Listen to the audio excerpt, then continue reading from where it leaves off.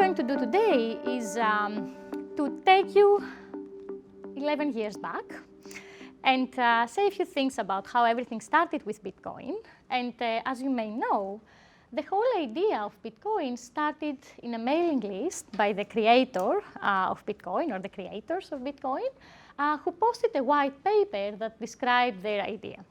The main idea of all cryptocurrencies is that they consist of a ledger, a bulletin board, what we call the blockchain, a database of every single transaction that happens.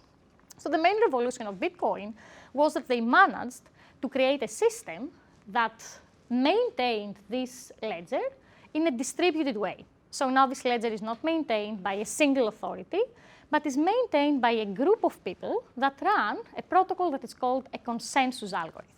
So the critical point, though, that we want to examine in this talk is what is the level of privacy of users that do transactions via this system.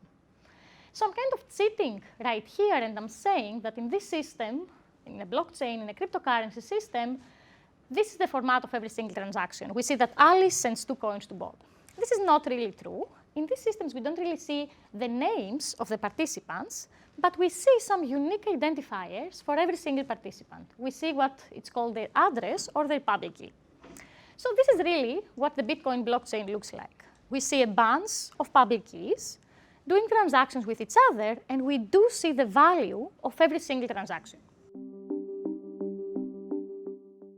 Bitcoin started in 2008, 2009 really, early 2009, and it took quite some time to pick up, right? So this is a diagram from on the price of Bitcoin from the early years, and you can see that in the first couple of years there was nothing really going on, but then things started picking up.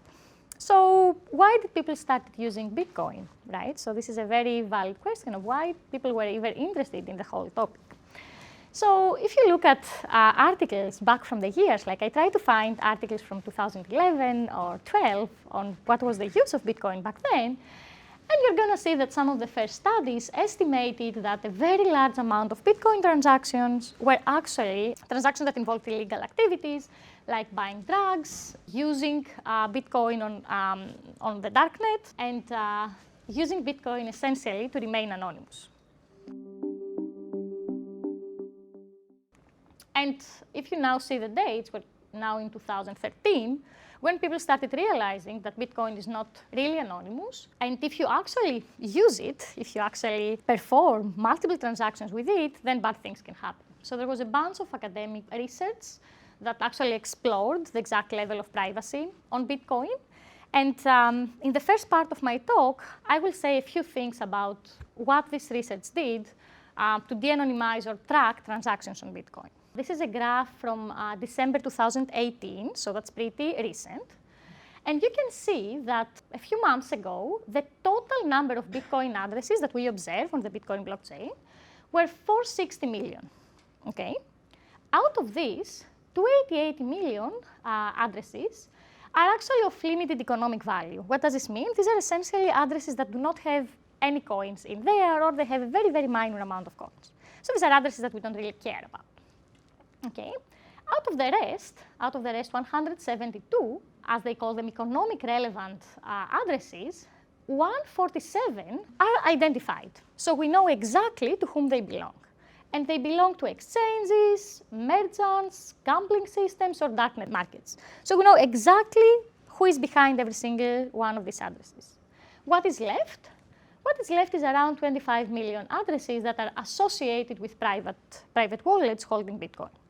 So if someone was doing an effort to de-anonymize Bitcoin today, this is really the goal, right? The rest is kind of known. Bitcoin is only pseudo-anonymous. We know that there are ways to track the flow of transactions on the Bitcoin blockchain and even to actually de-anonymize users. Are we all done? Is there any option for anyone who wants to remain private to use while using cryptocurrencies? So the answer is no or maybe, okay, as we're going to see today. When people realized that Bitcoin is not really anonymous, they started working on different approaches. And there are 2 big categories of related work. One was to say, just forget about Bitcoin or any cryptocurrency of that fashion, and let's just build new cryptocurrencies from the scratch that are actually anonymous. So Zcash and Monero are two of the most famous cryptocurrencies operating right now with privacy guarantees. The second approach was to say, well, okay, maybe we don't want to just build cryptocurrencies from the scratch, but provide some tools, mechanisms to offer privacy on top of the existing cryptocurrencies that we have.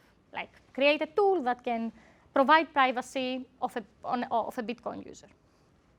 And this is the second approach, to build mixers or tumblers that are compatible with Bitcoin or any other cryptocurrency of that style.